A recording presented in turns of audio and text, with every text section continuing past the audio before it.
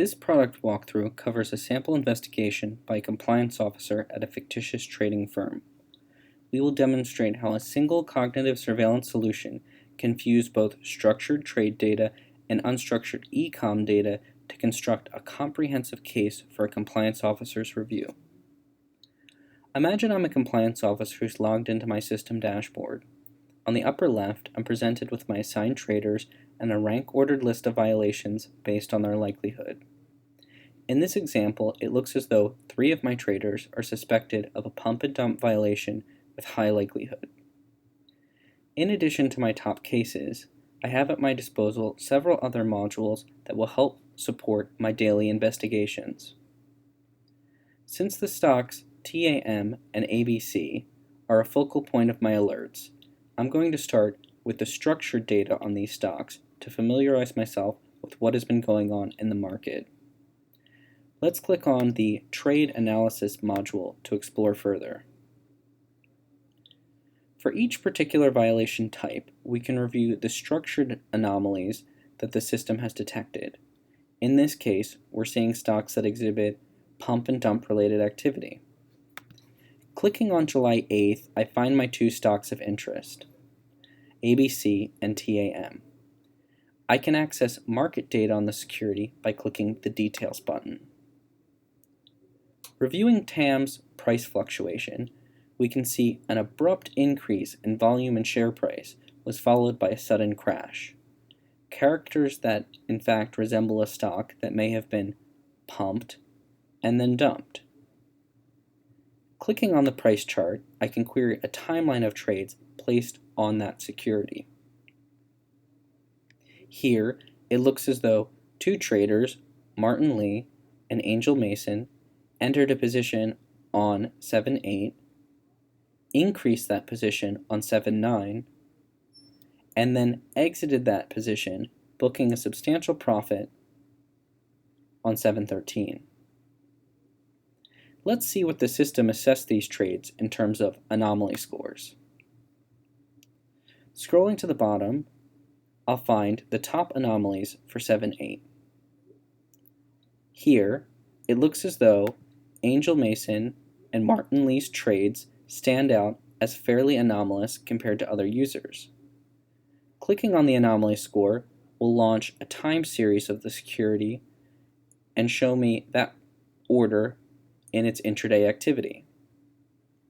Here, it looks as though both Angel and Martin entered their positions prior to the stock's significant run-up in valuation. Similarly, if we look at July 13th, we'll find that their exit of those positions also received high anomaly scores. Here, it looks as though both users exited their positions prior to the rapid decline in the stock's valuation. So far, it looks as though the structured trade data corroborates a potential pump and dump violation.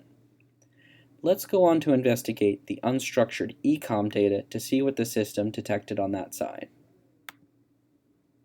I can access my e-com alerts from my dashboard by clicking on the Communication Analysis module. Here, it looks as though Martin Lee has been flagged for multiple emails, including our stocks TAM, ABC, and several others.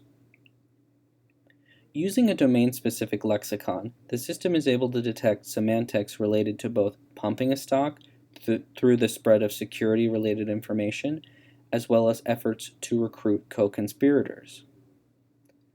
Clicking on the details of TAM, I can see the actual communication that was sent. Here, it looks as though the email was detected as recruitment of co-conspirators. This puts Martin at the center of my focus. Now that I've done some preliminary investigation on my own, let's see how the cognitive reasoning engine was able to piece together these independent alerts to build high confidence in Martin's violation. I can access Martin's case by clicking his risk score in the Top Cases module. This interface shows the evidence that led to the detection of a violation. On the left, I see the reasoning network and factors that are used in detecting a pump and dump violation. For this violation, key factors include supporting trade evidence and recruitment evidence. Clicking on the trade node, I can see that this detector was triggered from the high anomaly scores Martin received for entering the stock prior to its pump and exiting prior to its dump. Similarly, the recruitment node was triggered by the anomalous email communication detected in Martin's emails, both recruiting co-conspirators and recruiting victims. If I look at the timeline of evidence, we can see the system build confidence as each new piece of pertinent information is ingested. On 7.7, we see low confidence from the existence of recruitment emails alone.